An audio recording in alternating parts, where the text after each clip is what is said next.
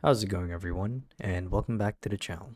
So in today's video, I'll be teaching you guys how to properly set up your Cloudflare DNS in 2024. So without further ado, let's dive right in. So to actually do this is quite simple, and all you have to do is first is do a check whether the domain that you want to have for your website or your domain is not taken. And to do so, one way to check is to go to www.domain.com.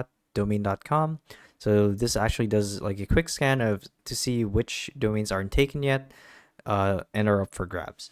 So yeah, so go to this site by means of a CNAME record and basically see which ones aren't taken.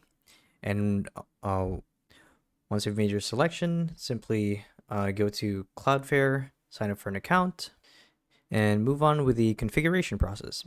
So it reads here, once you have signed up, you will be redirected to configuring your first domain name, and you will need to enter the domain name you would like to enable Cloudflare for, and click on Add Site. So here's actually what it looks like.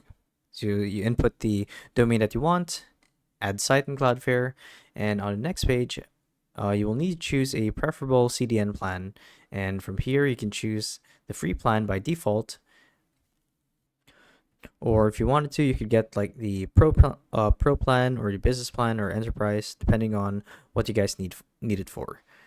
And once you're done with that, hit continue, and then you will basically follow the on-screen instructions provided by Cloudflare. So input the details like the DNS settings, the port, your domain name and whatnot. So it looks a little something like this.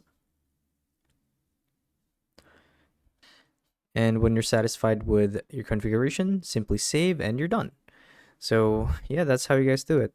So hopefully this video helped you guys out, and if it did, be sure to let us know down in the comment section below.